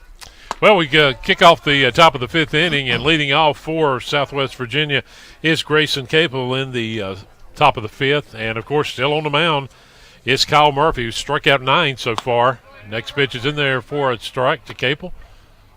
And it's a 1-1 count. Murphy just 2 hits given up so far. Next pitch in the ground. Of course, this Game 3 is a 7-inning game, so that makes it even more crucial at this point. Guy, when you're down 6 runs, if you're the Eagles, you have got to start getting something going offensively. Yeah, they're going to take them, though. They're going to take a lot of pitches till they get a strike, just simply trying to get base runners. Yep, they've got to get them on base. There's the 1-1 pitch for Murphy, and it's in there. It's 1-2. Trying to get strikeout number 10 here this afternoon.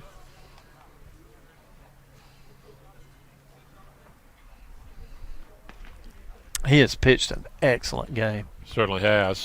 And 1-2's fouled off McCapel. Just barely got a piece of it. He has pitched a phenomenal game. He's been in control of his pitches. There's the 1-2. Good and pitch. It's in there for strikeout number 10. 1 down here in the 5th. And, yeah, you talk about control. I don't think he's walked a batter in this ball game, and I could be wrong about that. But no, he has not. He's not walked a batter. He struck out 10. He's just given up 2 hits.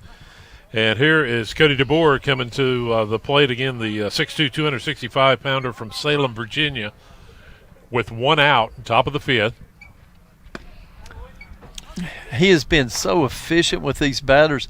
I mean, here we are, top of the 5th, and some of them are just now getting their second look at him. Yeah, he's been in control. Bottom of the 5th, as we hit the bottom of the 5th, we're going to take a look. Next pitch gets away. We're going to take a look at our C19 home schedule of Yeti men's baseball. We're going to look at those games coming up, including next weekend's action with Guilford Tech and on into the month of March and April. So we will do that as we head to the bottom half of the 5th after this top half inning. So I believe the 1-1 pitch now coming to Cody DeBoer. of the Eagles, the Flying Eagles of Southwest Virginia from, as we mentioned, Cedar Ridge, Virginia. Next pitch is low, or actually hit in the dirt. Yeah, Murphy, his teammates are pulling for him. Everybody in the field's pulling for him. I mean, they just want him. The fans are excited. Yeah, how many strikeouts? Yeah, we just want to see it roll. Oh, yeah. There's another one. How many can he get? He's got 10. This is a 7-inning game, but he's already got 10 here as we are in this top of the fifth. And DeBoer with a rocket that's going to get into center field, and that'll be a single, third hit of the game for the Eagles. And DeBoer was on top of that one, and he took it out into center. He's got power. We mentioned he's a 265-pounder. And that will bring up Alex Odley. Odley comes in with 1 on, 1 out. There's DeBoer talking with the first baseman about that when they got a good laugh. He was focused on that pitch. Yes, he was. He was looking for that pitch, let's put it that way. Yeah. Here's Odell with 1 on. And pitch is low.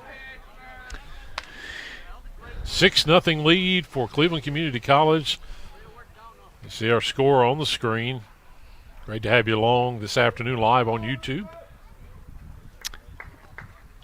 This is one of the strikeout victims from the back in the third inning. Yeah, he took that one looking. So we'll see if he swings a stick this time. We are in the top of the fifth. Swing and a miss, and a 1-2 count now to Alex Odell. Top of the fifth inning, 6-0 lead for the Yetis. Here's the 1-2 pitch, and it's in the dirt. And he's got a chance. Yeah, DeBoer's going to go to second. I think he's going to be there safely, and he is. And I tell you, that ball got just far enough away. Obviously, at 265, he's not a guy that's going to steal a lot of bases for you.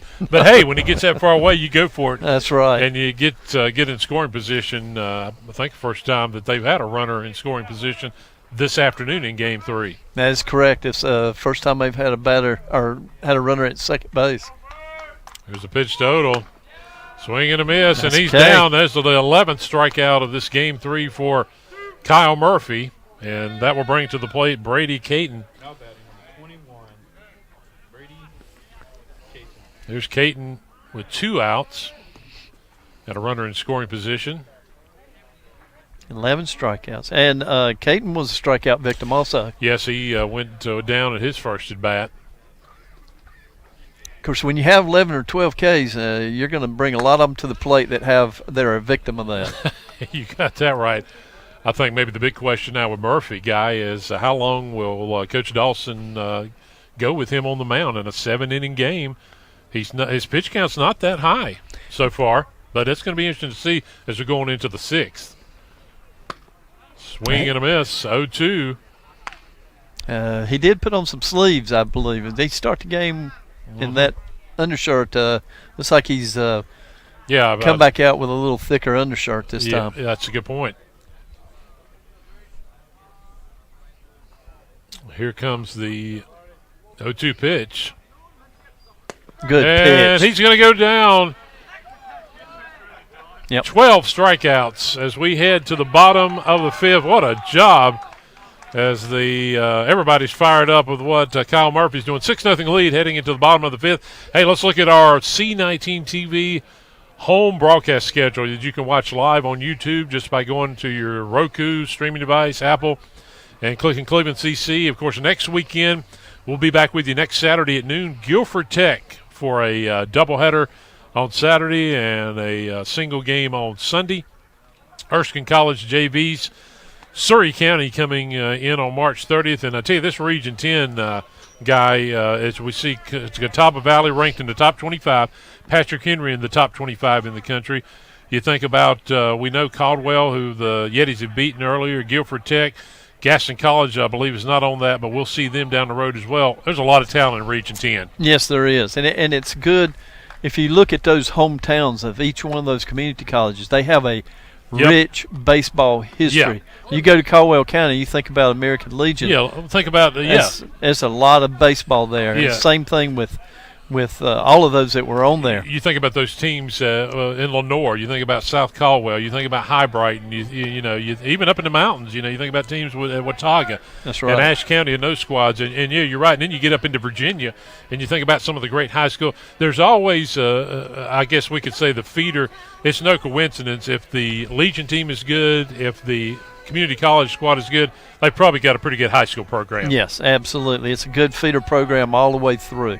And as a high school coach or even a community college coach, if you could go out and recruit those players in your local high schools, it makes your fan base excited. It helps the college all the way around. Yeah, it really does, and it really becomes, that's a great thing. It's a community thing. That's what's so great about the community that have invested into Yeti athletics. I mean, not just men's baseball, but softball guy and cross country, and maybe future sports in years to come. It really is community oriented, and that's what makes it even more special. Right, and it's just another way to prepare the student athlete, and that's the key part, is the student athlete to play a sport and to be a full-time student and move on to a 4-year university. And that's, I guess that's the business that all of us are in, is developing young people for the next level. So no doubt about it. Community college is going to play a very vital role, and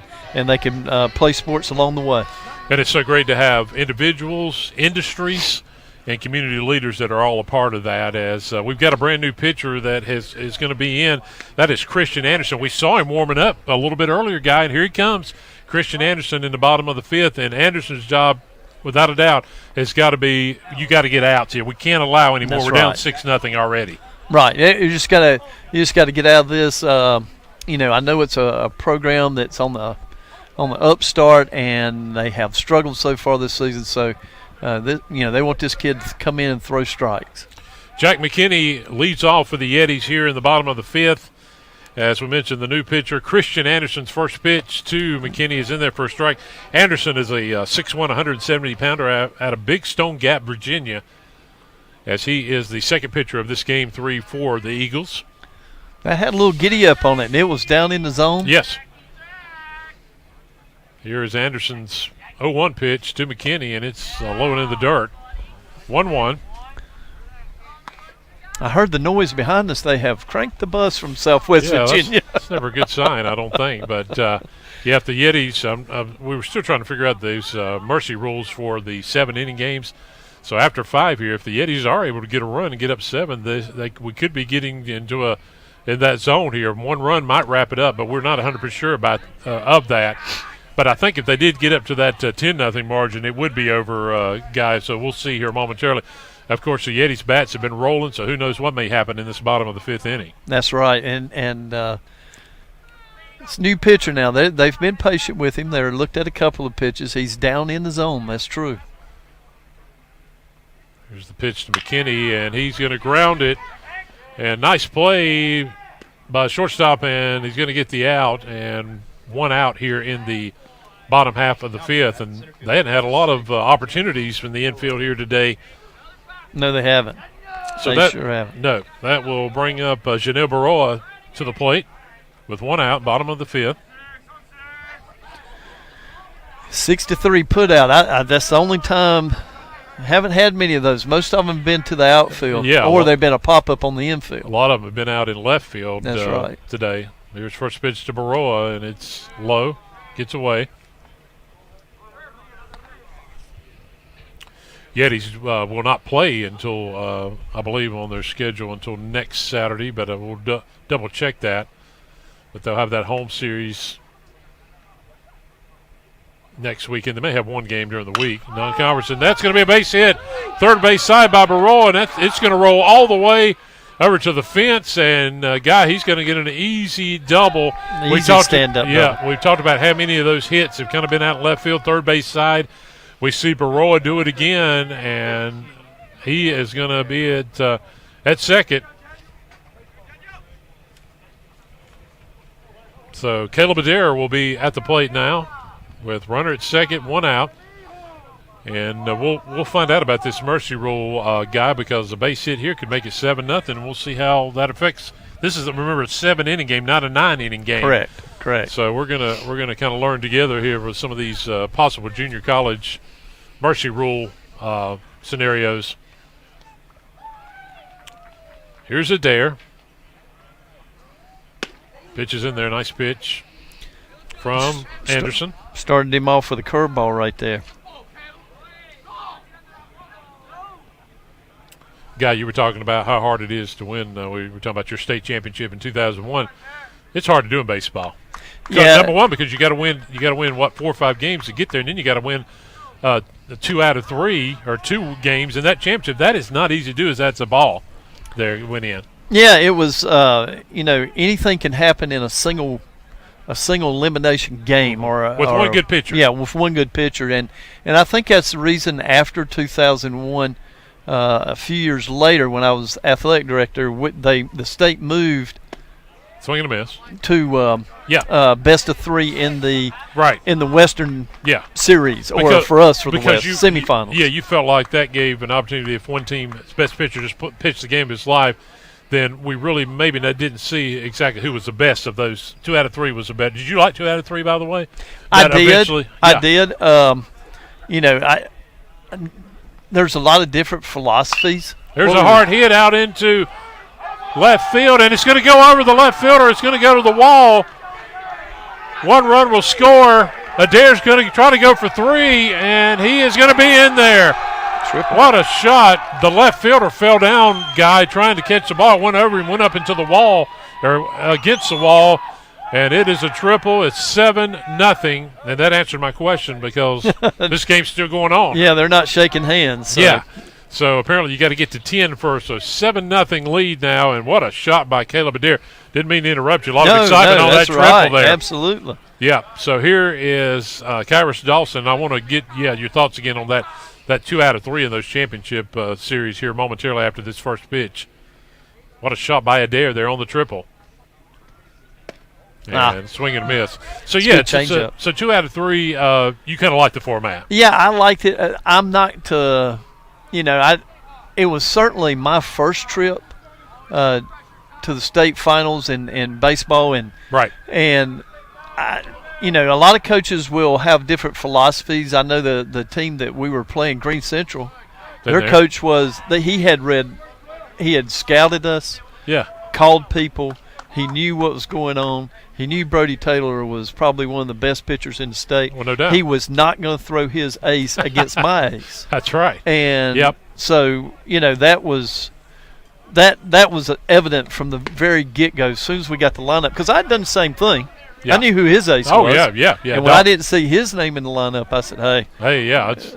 That's good news. As Dawson strikes out, and but I was, we felt very confident with our pitchers, so it really didn't matter. Right. We were going to throw Brody the first game and possibly bring him back to third, and that's how it shook out. Trey Bridges started the second game. Right. Here's Ricky Dees with a runner at third.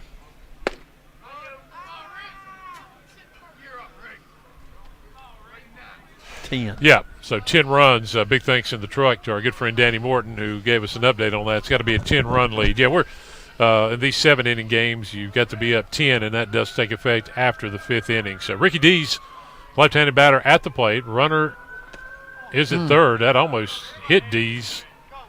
Or did it hit Dees? It hit Dees on the Back foot. Yeah, I wasn't sure about that. So Dees is going to head down to first base. And unfortunately for Christian Anderson, some struggles since he has come in. Runners on the corner, so a home run would end this game is the bottom line here at this point. With runners first and third. And let's see who the batter is here now.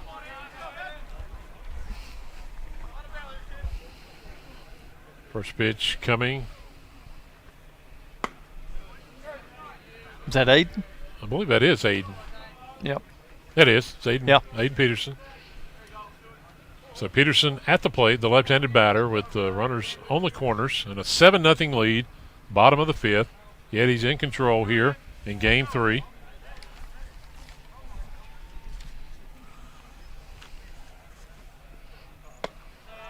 Pitch outside.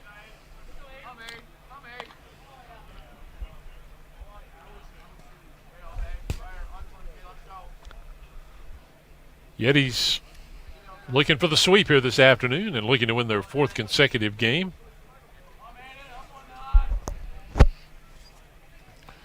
A win here would get them 4-3 on the season at Yetis Athletic Park. Here's a hard or high pop-up. Should be an easy play just out in the outfield, and that will end the inning. 5 innings in the books, and the Yetis in control, 7-0. We'll be back with inning number 6. You're watching CCC Yetis Baseball live on YouTube and the rebroadcast on C19 TV.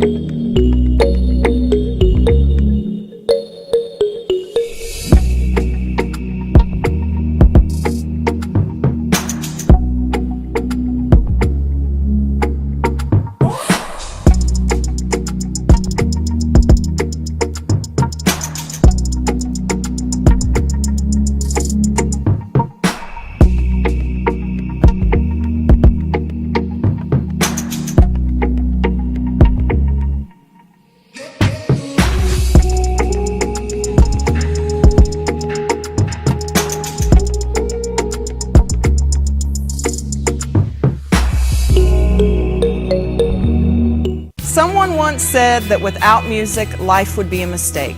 And that's how we feel here on Face the Music. Hi, I'm Summer Castle-Keever, and I'd love for you to join me each month on our new program, Face the Music, which airs on C19 TV and C19.tv.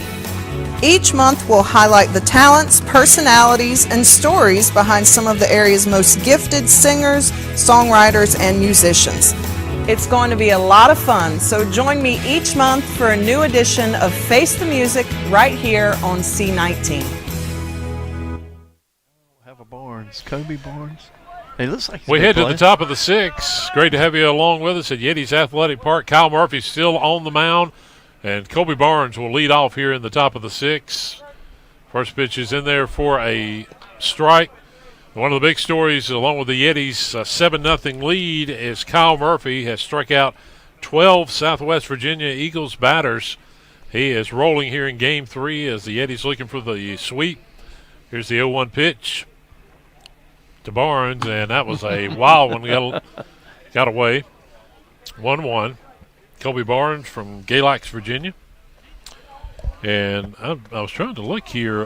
Guy, I believe Barnes is a pinch hitter. He is. He was not on the original starting lineup, starting 9, I should say. So Barnes, the pitch hitter here in the 6th inning. First at bat. I've got him as in for the leadoff. Yes, you are correct. Outside 2-1. So Barnes' first at bat here in Game 3. Kyle Murphy, what a game he's pitched. He's given him just 3 hits. Next pitch in there, 2-2. He's looking for strikeout number 13. And he is certainly putting on a show here for the fans in Game 3. In this top of the 6th. The 2-2 is low. Tried to get him to go for that one, and wasn't going to do it. Good eye by Barnes. Yeah, it was a good curveball just off the plate.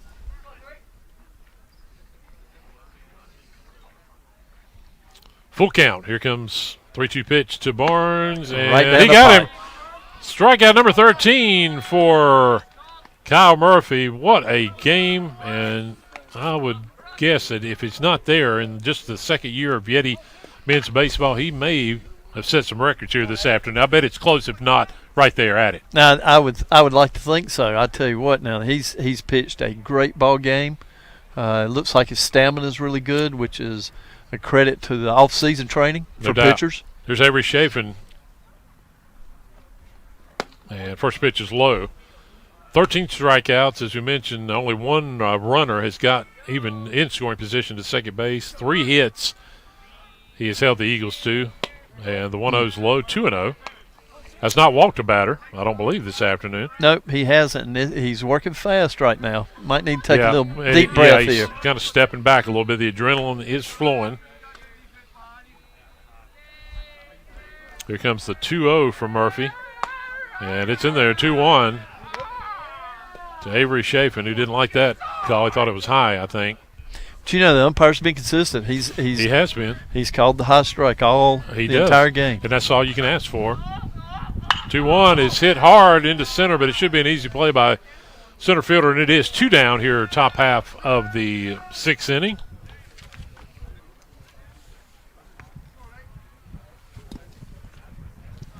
F8.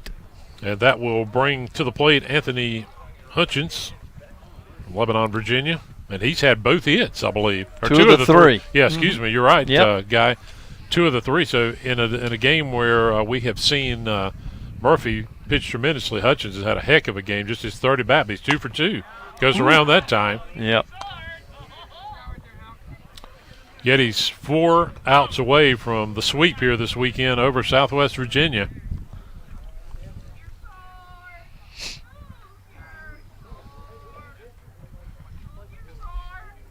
And as this next pitch is low, I tell you, as we mentioned, Guy, you've got a shot if you're the Yetis to get out of here this afternoon at 7-7 after a little bit of a slow start. 3 wins in league play. And you got to put yourself in the middle of the pack with a long way to go as the next pitch is low, and you're feeling pretty good about yourself. You talk about momentum. Momentum is a big thing. You've been a head coach, assistant coach in football as well. When you get that momentum going, boy, it can make things really get rolling. It can roll on you in a hurry, too. There's a good pitch. Yep, 2-2 now. Anthony Hutchins, the freshman for the Eagles. And can Murphy get strikeout number 14? And think about the Yetis. Ooh, just outside, full count. Yes. The Yetis losses last weekend for the home opener, all of them were one-run games. Yeah, I mean, it could very easily be 10. They could easily be right at the position where they're above 500 in league play. So you're exactly right about that. There have been some close games. Here's the 3-2 pitch, and it's low, and that's the first walk of the game by Murphy as Hutchins is going to get on at first with 2 outs, and that'll bring up Derek Francis. Now batting, number 1, Derek Francis. So Derek Francis comes to the plate. 2 outs, 1 on. 7-0 Cleveland Community College lead. Hutchins is probably going to have a perfect day against him. Yeah, Hutchins has done well on a day where, as it's popped up, and this will be Sneathan's going to have an easy play in the infield, and that will end the top of the 6th. 5.5 in the books, and the Yetis still have a 7-0 lead over the Eagles of Southwest Virginia. And we want to remind you that Cleveland Community College's continuing education department offers classes to help you find a job and also to have fun. Take a class in cake decorating, pottery, painting, and much, much more. You can check out our complete list of courses at clevelandcc.edu. And, Guy, as you know, and I've been with the college now over 12 years. You have been a part of helping out with programs in the college for a while. I tell you, Cleveland Community College offers so much to this community, and I think you certainly could attest to that.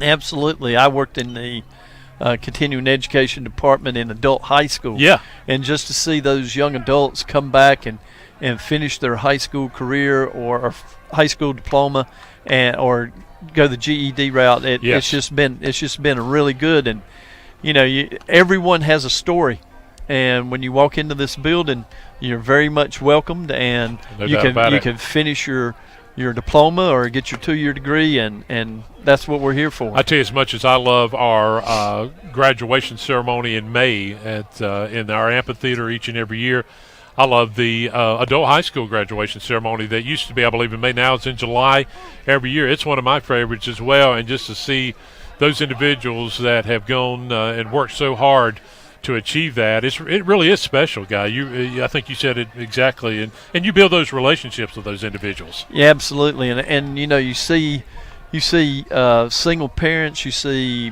people that are working 40-hour jobs, oh, yes.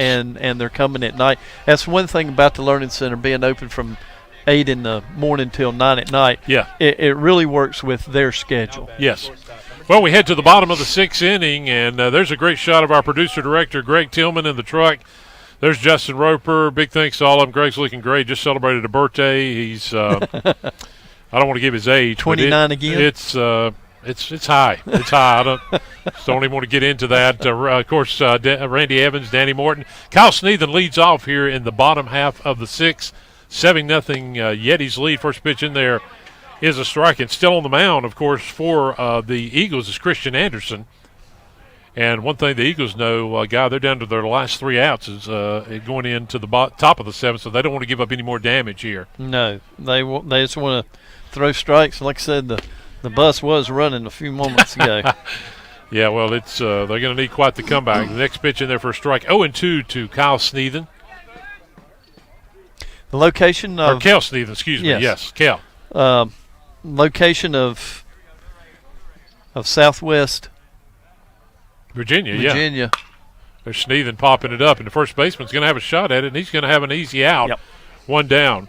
Yeah, the Eagles in Cedar Ridge, Virginia. Not exactly how many hours that is on the bus. Probably, I don't know, 3-hour trip maybe, something in that range, I would guess. Now batting, 49, Micaiah Wall. Here's Micaiah Wall, a pinch hitter. And Wall, you're talking about a young man who is really tall. As you can see on your screen, Micaiah getting his first at-bat of the game. And I'm going to try to find his height if I can here on my roster. 6'6", guy. Yeah. Did you ever have any 6'6" players on your squad? No, we'd have to stack them on top of each other to get 6'6". That's what I was thinking, yeah. But now maybe on the football field you had some 6'4" guys, and you coached a lot of good ones there. But, so while 6'6", 190-pounder, next pitch is he goes around. Mm-hmm. So quickly in the hole. Micaiah Wall. And good to see a lot of Yetis getting to play this afternoon as well in Game 3. It's always important. As many people as you could send to the plate or put in the field. I mean, they all practice together. Yep. And there's that inside pitch going to get him, and Anderson gets the strikeout on Wall. 2 down here in the 6th inning, so 2 away, and that is going to bring to the plate Boone Carty, as we mentioned. For the injured Davis Turner. Yeah. I tell you, Kings Mountain High School has had some great, you know, about great baseball programs. We know what you did at Shelby. Crest has had some great ones. All 4 has had. Kings Mountain's right in there with that guy as well. Yes, they had some state championship teams also in the 90s. They did. Stephen Fisher, the superintendent of Cleveland County Schools. He played a little baseball, didn't he? Yes, he did. And he's got a state championship ring, went on the Appalachian to play. I bet he'd brag about that if we ran into him a little bit. You'd have to force it out on him. I'm not sure about that. Okay. Yeah, I was swinging a miss there. Yes, we see, always good to see Stephen from time to time. He stays pretty busy around the county as Cleveland County School Superintendent. So Carty swinging a miss there.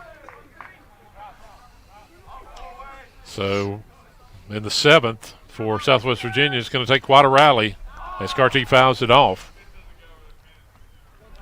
You know, there's always talk, guy, and as an assistant football, always, you know, you hear about football, and football's special in Cleveland County. We know that. But a lot of times you forget about the baseball programs, the basketball, the soccer programs, the women's program. Pretty good all year long. Sometimes we forget about that. Yes, Cleveland County it's a.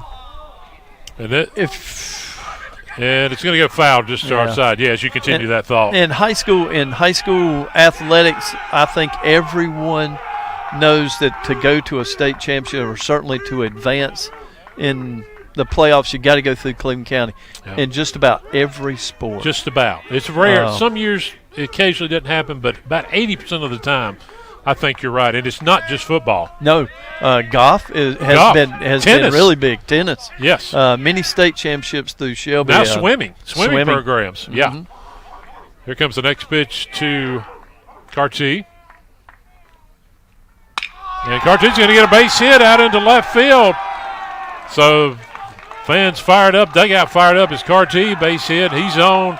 He's fired up at first. So there's been Carty with a big smile on his face. And Boone's fired up. The dugout's they're going wild down there after. And there's nothing like winning, Coach. You know that. That's right. It's special. Losing's tough, but you do it all together as a team, as you well know. That's right. This is Jack McKinney coming in. Yep. McKinney from Rutherfordton is in with 2 outs, 1 on. had an RBI back in the first inning. Runners going, and McKinney hits a shot into left. Will it stay fair? And it does. And Carty's going to get to third. The ball rolls away. Here comes McKinney into second. That was a wild play. And I tell you, sometimes when that throw comes in, you got to be careful because if you don't have some guys backing that up, all of a sudden you got runners going everywhere, and all of a sudden that leads to second and third for the Yetis. That's right. And yeah, it's just a situation where they don't want the game to just get completely away from them, and it almost is. Yep. But the Yetis have done a good job at the plate today. Here's Baroa. Janelle Baroa, homer, ends this game. 7-0 game. And pitches outside to Janelle Baroa, who was a starting pitcher in Game 2 earlier today, that the Yetis won 14-5. Biara's got a RBI, and he scored a run in the fifth. Yeah, he's had a great game, guy. There's no doubt about it. He's had a great series. And these Yetis, as you can tell, gaining more and more confidence as we get into Region 10 play. There's a strike.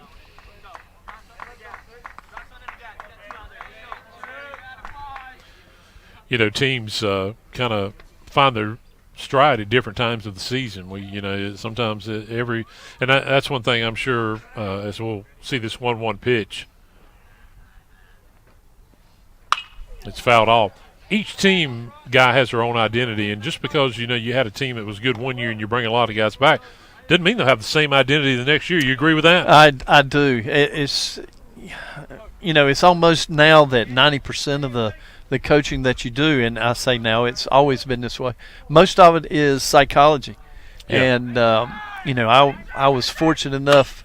There's a grounder. And the ball's going to roll away. Here comes 2 runs in, and it is a 9-0 Yetis lead. And now Baroa could be the game-winning run at first. So, yeah, obviously psychology you talked about. Yetis now up 9. That is crucial. Yes, it's the psychology of it. When you bring those same teams back, that their expectations have to be a little bit higher. Yes. And with those expectations being a little bit higher, you can't sit back. You've got to keep striding forward. Here's Caleb Adair. We mentioned Adair, the Athens, Georgia native, 5'10", 180-pounders, and that's the winning run now. Baroa is at first now with a 9-0 Yetis lead. Throw back to first. So the mercy rule would come into play if Baroa can come home from first. And I believe we still just got 1 out in this inning.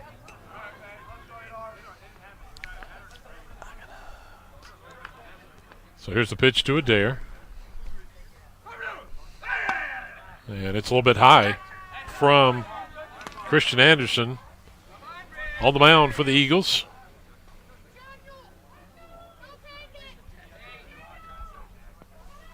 There's a good shot of Baroa at first. Anderson on the mound. Great job again by our crew all weekend long. Production crew. There goes Baroa, and he's going to the strike, but now Baroa's in scoring position. A base hit could end this one now, Guy. Yeah, and that would be, I'm sure Coach Dawson's thinking, I really not sure if I want to send Kyle back out to the mound. I mean, yeah, he's had a heck of a game, but yeah. I need him to pitch some more games later on. But you're up 9 runs now. That's right. Yeah. I know. Here, and now runner's going to go again. Here's the throw to third. They may have him. He's safe. He got that right hand in there. So now Baroa, who stole second, steals third. It's one wild pitch away from ending this game. Or just a crazy little infield grounder. A lot of scenarios at this point. You see a good shot of Baroa there at third. So Adair could end it with a base hit, as Guy just mentioned. A wild pitch could end it. 9-0, bottom of the 6th.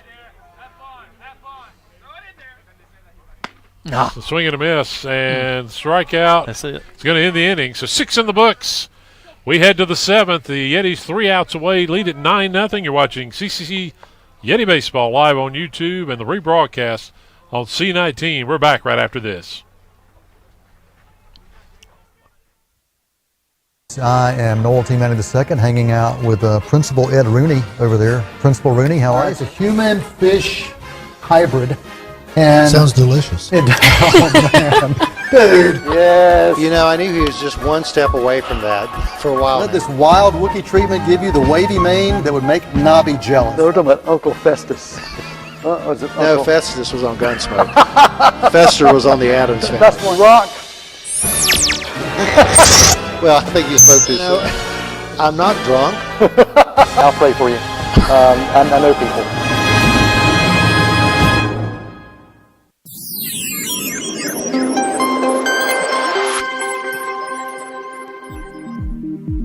Cleveland Community College has identified strengthening online learning as the topic for its quality enhancement plan. We're calling it SOUL. SOUL's 5-year implementation plan is focused on continuous improvement of online courses and promoting student success. We're excited for you to take this journey with us.